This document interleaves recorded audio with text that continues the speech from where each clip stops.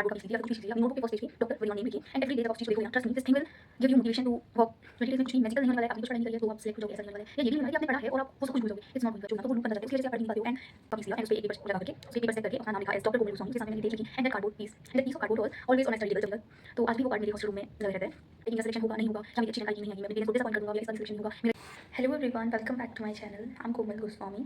सो जैसे कि नीट में 20 डेज़ बचे हुए हैं, आई एम श्योर आप लोगों ने बहुत अच्छी प्रिपरेशन करी है, आपकी प्रिपरेशन अच्छी है एंड आप इस टाइम पे तैयार हो एग्ज़ाम देने के लिए। बट स्टिल आप लोगों को स्ट्रेस हो रहा होगा, आपको ये हमेशा आपके दिमाग में ये थॉट्स आ रहे होंगे कि मेरा सिलेक्शन होगा नहीं होगा, क्या मेरी प्रिपरेशन में कोई कमी तो नहीं रह गई है, मेरे मार्क्स कितने आएंगे, मेरी रैंक कितनी आएगी, पता नहीं मेरे को कॉलेज मिल भी पाएगा या नहीं।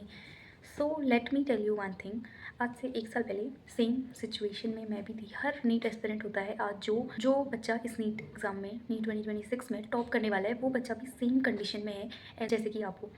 तो द थिंग इज़ कि 20 डेज़ बचे हुए हैं। 20 डेज़ में कुछ भी मैजिकल नहीं होने वाला है। आपने कुछ पढ़ाई नहीं करी है तो आप सिलेक्ट हो जाओगे, ऐसा नहीं होने वाला है। या ये भी नहीं होने वाला है कि आपने पढ़ा है और आप वो सब कुछ भूल जाओगे, it's not going to happen. But the thing is कि इस टाइम पे ना आपके दिमाग में जो चीज़ें आ रही हैं, जो थॉट्स आ रहे हैं, जो भी स्ट्रेस है आपका, वो सारी चीज़ें, जो नेगेटिव थॉट्स आपके दिमाग में आ रहे हैं कि मेरा सिलेक्शन नहीं होगा, कि मुझे और ड्रॉप लेना पड़ेगा, ये सारी चीज़ें आपको कहीं ना कहीं पीछे खींच सकती है। कहीं ना कहीं आपकी प्रिपरेशन को, जो आपने इतनी मेहनत करी है पिछले 1 साल में, 1.5 साल में, 2 साल में, जितनी भी, वो सारी की सारी मेहनत को ये थॉट्स ख़राब ना करें, उसके लिए आपको इन लास्ट के 20 डेज़ में पढ़ाई तो ठीक है, आपको रिविज़न करना है, आपको मॉक टेस्ट देने हैं, उनको अच्छे से एनालाइज करना है। बट द थिंग इज़ कि आपको अपनी हेल्थ पे ध्यान देना है, आपको अपनी थॉट्स में पॉजिटिविटी लानी है।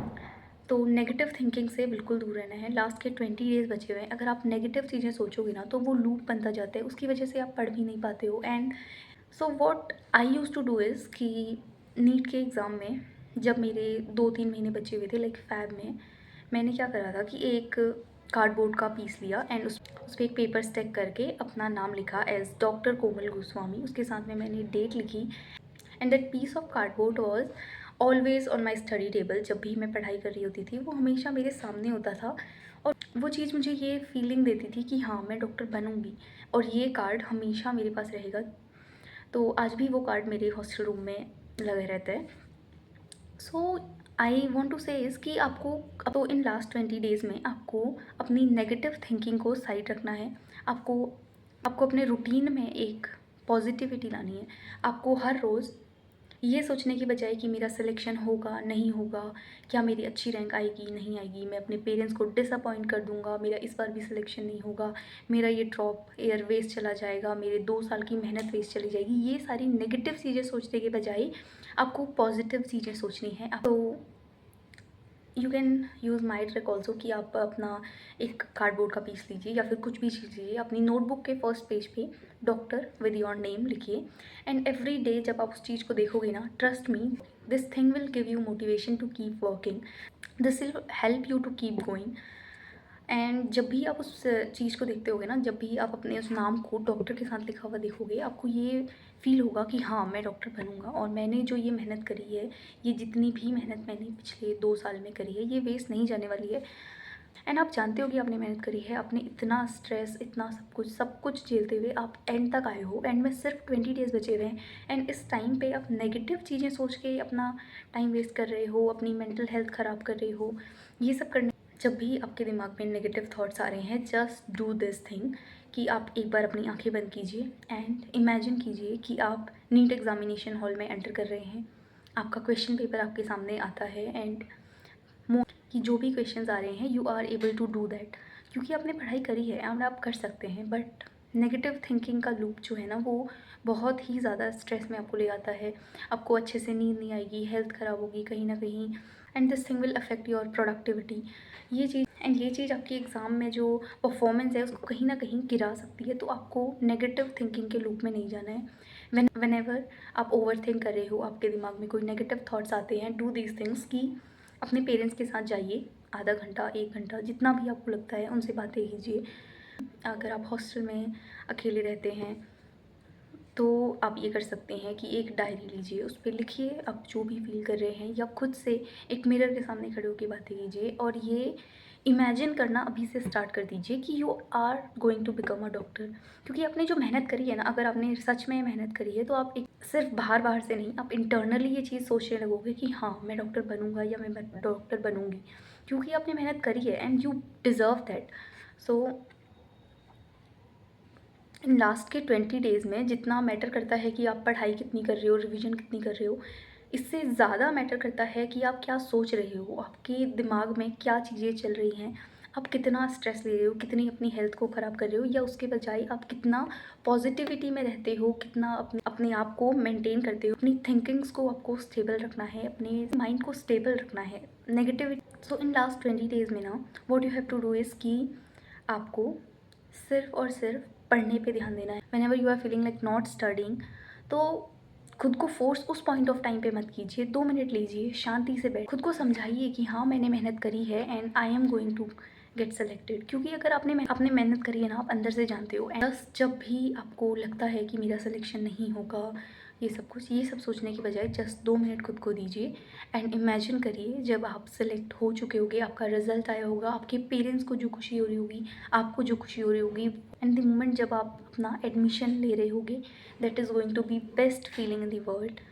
सो these are the do's and don'ts जो कि आपको इन लास्ट के 20 डेज़ में करने चाहिए हैं। आपको रिवीजन करना है, आपको नई चीज़ें अभी नहीं उठानी है। ऑब्वियसली आपने पढ़ाई करी है, आपने सार ऑलमोस्ट सिलेबस करा होगा। जो भी आपका बचा हुआ है, कोई एक आध टॉपिक छूटा हुआ है, अगर वो आपको लगता है छोटा टॉपिक है, हो सकता है तो आप कर सकते हैं। लेकिन in general I not advise you कि आप नया टॉपिक स्टार्ट कीजिए। आप पुरानी सारी चीज़ों को रिवाइज़ कीजिए, हाई वेटेज टॉपिक्स को अच्छे से रिवाइज़ कीजिए। उसके साथ में आपने फॉर्मूला शीट्स, माइंड मैप्स ये सब बनाए होंगे, इनकी हेल्प से रिवाइज़ कीजिए। एंड मॉक टेस्ट देते रहिए। मॉक टेस्ट दे करके सिर्फ छोड़ नहीं देना है उसको। मॉक टेस्ट के मार्क्स रियली मैटर करते भी नहीं हैं। आपके 500 आ रहे हैं, 550 आ रहे हैं, 600 आ रहे हैं, 650 आ रहे हैं, whatever the marks are, it doesn't even matter कि मॉक टेस्ट में आपके कितने मार्क्स आ रहे हैं। आपको मॉक टेस्ट सिर्फ इसलिए देना है कि आप अपनी गलतियाँ एनालाइज कर पाओ, कि आप एग्ज़ाम में OMR फिलिंग में कोई मिस्टेक नहीं कर रहे हो, या फिर आप कि क्वेश्चन पढ़ने में आप कोई मिस्टेक कर दे रहे हो, कोई कीवर्ड है आप उसे छोड़ दे रहे हो। इस चीज़ को प्रैक्टिस करने के लिए आपको मॉक टेस्ट बेसिकली देने हैं। एंड आपको एक रूटीन में आना है। 2 to 5 का जो टाइम है उसमें आपको मॉक टेस्ट देने हैं, उसमें आपको एक्टिव रहना है, ताकि जब एग्ज़ाम वाला दिन हो उस दिन आप अपनी मैक्सिमम प्रोडक्टिविटी वाले टाइम पे अपना एग्ज़ाम दे रहे हो।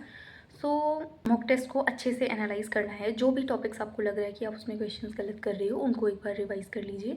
एंड अभी इन लास्ट के 20 डेज़ में सब कुछ करना इज़ नॉट पॉसिबल, तो वॉट एवर इज़ नेसेसरी, जो भी आपके वीक पॉइंट्स हैं उनको आपको रिवाइज करना है।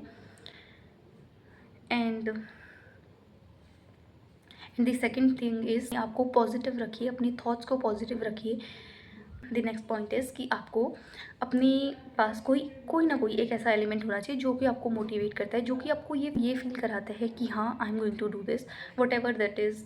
B a simple slip of paper जिस पे आपने अपना नाम लिखा हुआ है as a doctor with your name, और it could be a steth, it could be anything, whatever motivates you, whatever gives you positivity. Then the next point is कि अपने पेरेंट्स के साथ में थोड़ा सा time spend कीजिए, क्योंकि ये टाइम ना आप बहुत ज़्यादा स्ट्रेस फील कर रहे होगे, तो इस टाइम में आपको उस स्टेट में नहीं चला जाना है कि नहीं मेरे से नहीं हो पाएगा। नेगेटिविटी वाले लूप से बाहर आने के लिए अपने पेरेंट्स की, अपने फ्रेंड्स की, जो आपके अच्छे फ्रेंड्स हैं उनकी हेल्प लीजिए। And the next thing is कि stop comparing yourself. And अगर आपको लगता है कि आप उन टाइप के बच्चों में से हो जो कि अपने मार्क्स को अपने फ्रेंड्स के साथ, अपने बैचमेट्स के साथ कंपेयर करते हैं, तो इन लास्ट के 20 डेज़ में आपको ये सब छोड़ देना है। अगर और इफ़ यू फील लाइक कि आप बातें करोगे तो फिर कंपैरिजन तो कहीं ना कहीं आ ही जाता है। तो लास्ट के 20 डेज़ में मेरा तो ये था कि मैंने तो बहुत ज़्यादा किसी फ्रेंड से बात भी नहीं करी थी। 1 or 2 फ्रेंड्स आर लाइक जिनसे आप बातें करते हो, एंड दैट्स फाइन। अगर आपको लगता है कि आप कहीं ना कहीं कंपैरिजन वाले लूप में चले जाते हो एंड आपको अफेक्ट करती हैं वो चीज़ें, तो लास्ट के 20 डेज़ में यू कैन कंसिडर कि आप नहीं बात करो अपने उन फ्रेंड से, या फिर आप मॉक टेस्ट के बारे में बातें मत कीजिए, इन जनरल बातें कीजिए। नेक्स्ट थिंग इज़ कि अपनी स्लीप शेड्यूल को प्रॉपर रखिए। ऐसा नहीं कि सिर्फ 2 घंटे सो रहे हैं या सो ही नहीं रहे हैं, उस टाइप की चीज़ों में 2 घंटे सोएंगे कि तो बाकी के 20 घंटे 22 घंटे आप पढ़ने वाले हैं। It is never going to happen. आप जितना अच्छी नींद लेंगे, जितना अपनी हेल्थ का ध्यान रखेंगे, आप उतना मैक्सिमम प्रोडक्टिविटी के साथ पढ़ पाएंगे एंड उतनी अच्छी आपकी परफॉर्मेंस होगी in the exam. And then the final thing is कि ये सोचना छोड़ दीजिए कि एग्ज़ाम टफ़ आ जाएगा या फिर मेरे से नहीं होगा ये सब। एग्ज़ाम अगर ईज़ी आता है तो बहुत अच्छी बात है, आप ईज़िली कर लोगे क्योंकि आपने मेहनत करी है। बट अगर एग्ज़ाम टफ़ भी आता है ना, तो लेट मी टेल यू कि टफ़ क्वेश्चन पेपर के भी फ़ायदे होते हैं, क्योंकि वो टफ़ सिर्फ एक बच्चे के लिए नहीं होता है, वो टफ़ तो हर किसी के लिए है ना। एंड टफ़ क्वेश्चन पेपर में एक अच्छी रैंक लाना ज़्यादा ईज़ी होता है, ज़्यादा आसान होता है एज़ कम्पेयर टू कि अगर ईज़ी क्वेश्चन पेपर आ रहा है और उसमें फिर रैंक इन्फ्लेशन हो रही है। तो अगर क्वेश्चन पेपर ईज़ी आता है तो भी आपको उस चीज़ को एक्सेप्ट करना है, एंड अगर टफ़ आता है तो भी आपको उस चीज़ को लेकर के ब्लेम करने की बजाय कि इस बार क्वेश्चन पेपर टफ़ आ गया। क्वेश्चन पेपर टफ़ भी आता है, accept that, and trust me, आपने जितनी मेहनत करी है उसका रिज़ल्ट आपको ज़रूर मिलेगा। And this NEET exam is going to be your last and best NEET attempt. You will get selected, and trust me, be positive up, and the 3rd May NEET 2026 will be best day of your life. So that's it for this video, and at last I'll say कि negativity से बिल्कुल बाहर आ जाइए, positive रहिए, trust me, you will get selected, and at last I'll say best of luck for your exam. Be positive, आप आपकी ये जो मेहनत है ये इस नीट एग्ज़ाम में आपको सेलेक्ट करवाएगी, and you are going to become a great great great doctor. Thank you so much.